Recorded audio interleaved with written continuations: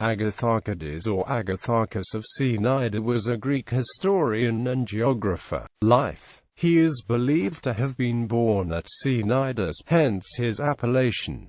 As Stanley M. Burstein notes, the evidence for Agatharchides' life is meager. Photius describes him as a threptos, a kind of assistant of servile origin, to Cineas, and states that he was later a secretary to Heraclides Lembus.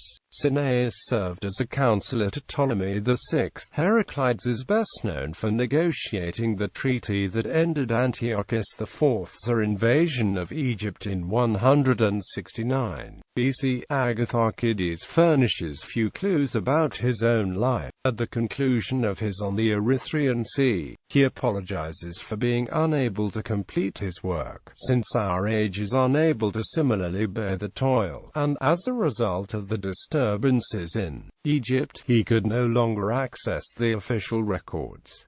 There are two possible occasions when this could have happened. The first was in 145 BC, when Ptolemy VIII purged Alexandria of the intellectuals who supported his rivals for the throne, and in 132 BC after Ptolemy, who had been driven from his kingdom by a rebellion in Alexandria, returned and exacted reprisals on that city. While most scholars have favored the later date, Burstein argues for the earlier one. Extracts from the first book of his Erythraean Sea, written in the first person and advocating a military campaign into the lands south of Egypt, led early scholars to deduce that Agatharchides was an important political figure of his time, and served as a guardian to one of the sons of Ptolemy VIII. Dodwell endeavored to show that the younger son, Alexander, and objects to Sota, that he reigned conjointly with his mother. This, however, was the case with Alexander likewise. Wessing and Henry Fines Clinton think the elder brother to be the one meant, for Sota was more likely to have been a minor on his accession in 117 BC than Alexander in 107 BC. 10 years after the father's death, the second edition of the Oxford Classical Dictionary article on Agatharchides agrees that the son was Sota. Moreover, Dodwell's date would leave too short an interval between the publication of Agatharchides' work on the Erythraean Sea, and the work of Artemidorus.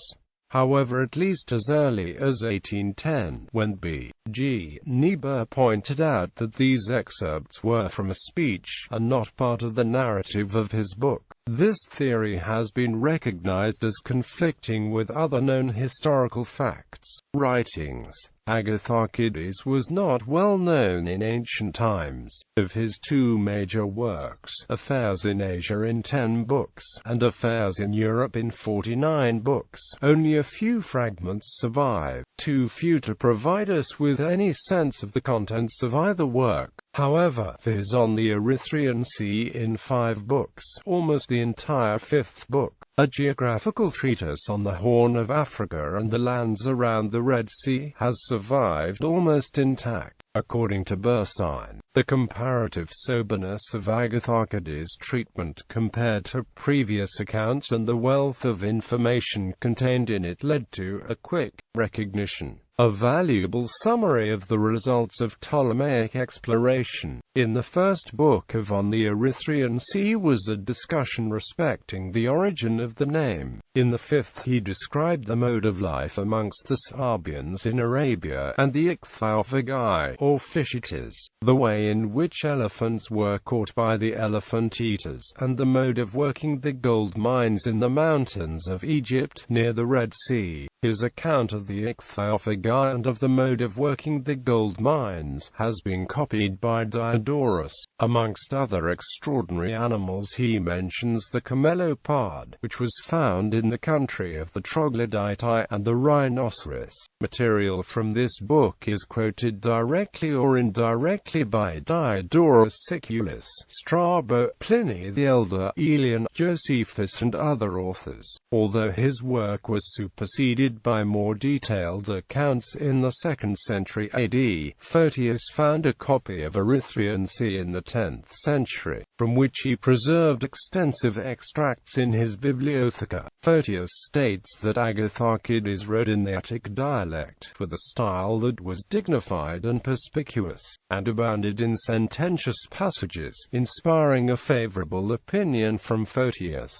In the composition of his speeches, Agatharchides was an imitator of Thucydides, whom he equaled in dignity and excelled in clearness. He was acquainted with the language of the Ethiopians, and appears to have been the first who discovered the true cause of the yearly inundations of the Nile, and Agatharchides of Samos is mentioned by Plutarch as the author of a work on Persia, and 1 pi epsilon rho lambda iota theta omega nu. J. A. Fabricius, however, conjectures that the true reading is Agatharchides, not Agatharchides. Honor. The crater Agatharchides on the Moon is named in his honor.